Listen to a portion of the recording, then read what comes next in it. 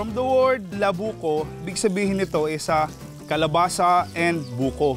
Then may halo ng pagmamahal sa asawa. Eto ngayon, nabuo, pansit para kay love ko.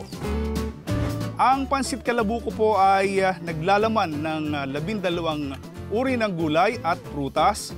Meron tayong mga lutuan na kung saan ito ay yari sa bato. Dito yung matitikman natin kung paano natin ito lutuin. Ano nga bang pagkakaiba nitong pansit kalabuko as you compare mo dun sa ibang pansit? Ang pansit kalabuko ay unang-una, ang mga sangkap nito ay ligtas sa mga pestisidyo at saka sa mga chemicals. At ito ay itinanim dito sa loob ng farm.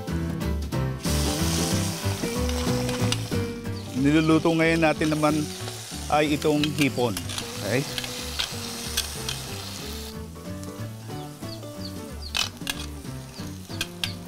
Ang pansit kalabuko ay halos pamarehas din naman ang pagluluto ng ordinaryong pansit. Ang naging kaibahan nga lang nito ay niluto ito sa bato at sabi ko nga kanina, nabuo ang pansit kalabuko dahil sa pagmamahal ko sa aking asawa. Ganyan.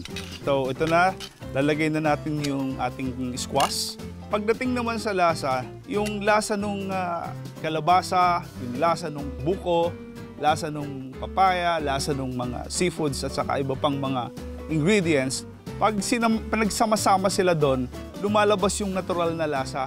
Plus, dahil niluto sa ibabaw ng bato, lalo pang lumutang yung natatago at natatanging lasa ng mga natural na pagkain. So ngayon, dahil nailagay na natin yung 12 sangkap ng pansit kalabuko, atin ngayon itong imimix na lang para totally magsama-sama na yung lasa niya.